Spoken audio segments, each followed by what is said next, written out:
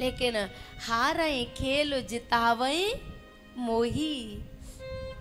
एक बार की बात है, चारों भैया सरयू मैया के किनारे खेलने के लिए गए। छोटे छोटे हैं, और जब खेल होता है ना तो खेल के लिए दो पक्षों की जरूरत है। अब तीनों भैया राम खड़े हैं और राम के पीछे तीनों भैया खड़े हैं। अब राम जी सोच रहे हैं कि ऐसे खेल कैसे हो पाएगा, खेल के लिए तो दो पक्ष होने चाहिए। राम जी ने लखन की तरफ देखा तो लखन ने कान पकड़ लिए।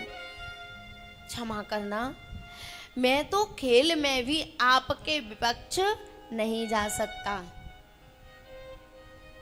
ये जो लखन है ना, ये राम की परछाई है। और कैसी आश्चर्य की बात है कि वैसे सामान्यतः देखा जाता है कि परछाई काली होती है। व्यक्ति चाहे कितना भी गोरा हो, लेकिन उसकी परछाई कैसी होती है? काली।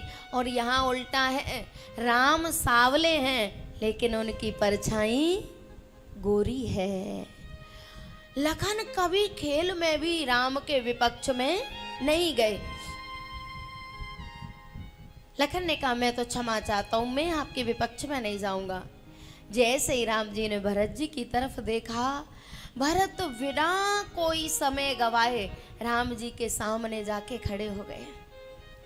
लोगों ने कहा, देखो लखन ने मना कर दिया पर भरत सामने जाके खड़े हो गए हैं, इसका मतलब भरत के मन में जीतने की इच्छा है।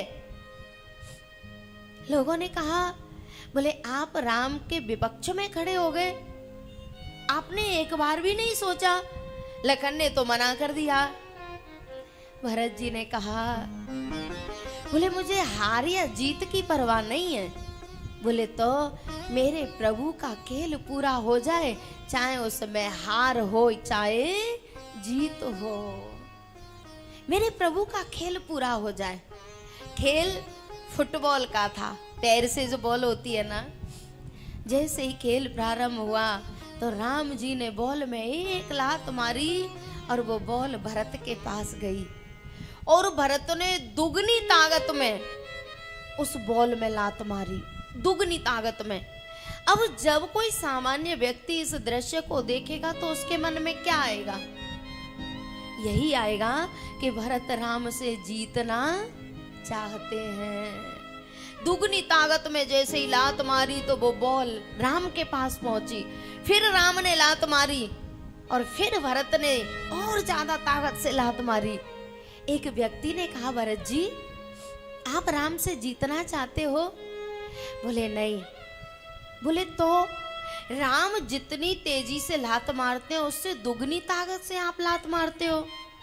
भरत ने कहा, भैया ये गेंद है हमारा मन, ये गेंद हमारा मन है और मैं इस पागल मन को समझा रहा हूँ कि यहाँ आने से कोई काम बनने वाला नहीं है।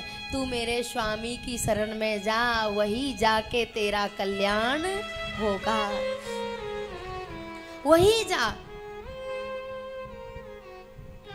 लोगों की आंखें फटी रह गईं और जब भरत के भावों को देखा, भरत की बात को सुना तो राम जी के अंग शिथिल हो गए और भरत जी जीत गए। अब जयकार होने लगी, भरत जी की जय, भरत जी की। भरत जी शर्म के मारे जमीन में गड़े जा रहे हैं और राम प्रसन्न हो रहे हैं। ये है भाई भाई का प्रेम। हम लोग तो एक भाई दूसरे को नीचे गिराने में लगा है, और अगर एक भाई गिर जाता है ना तो दूसरा उसे उठाता नहीं है और खुश होता है कि अब आया है ऊंट पहाड़ के नीचे। भरत जी हाथ जोड़ के खड़े हो गए और कह रहे हैं, मैं जानू निज नाथ स्वभाव,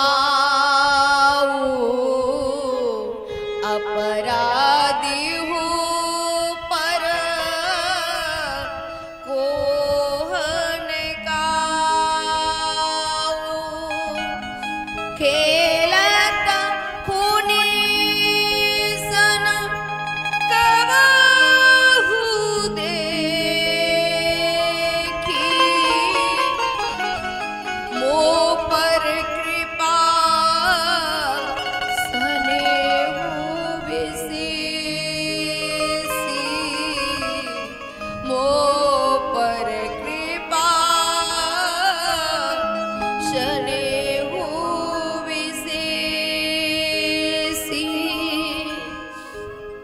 भरत जी ने रोते हुए एक बात कही,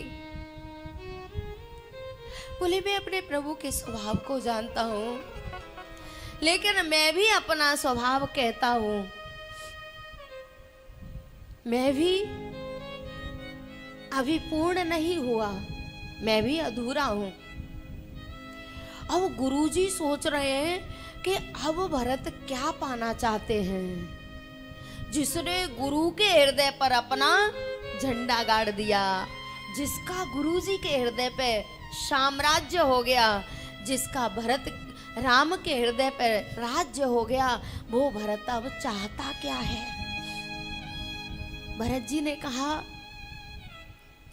बोले मेरी ये आंखें हैं ना, ये प्यासी हैं। बोले काहे की? बोले राम के दर्शन की। बोले राम तुम्हारे पास रहे, तुमने दर्शन नहीं किए? बोले नहीं। बोले क्यों? अरे जब राम पास में हैं तो दर्शन कर लेने चाहिए थे।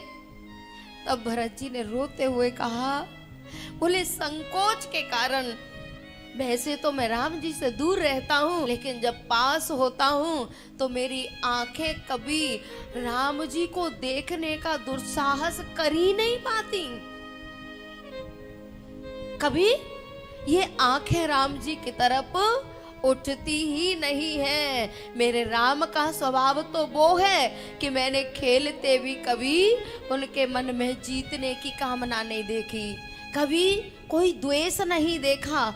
और मेरा स्वभाव ऐसा है कि मैं कभी अपने प्रभु के दर्शन भी नहीं कर पाया।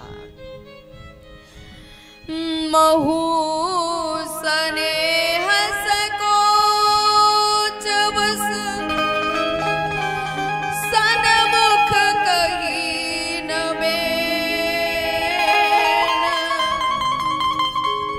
महू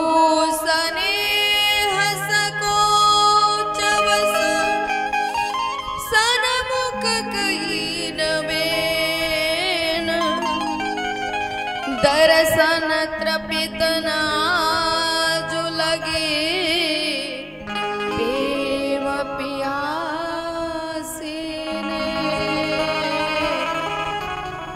दर्शन तृपित नाजु लगे,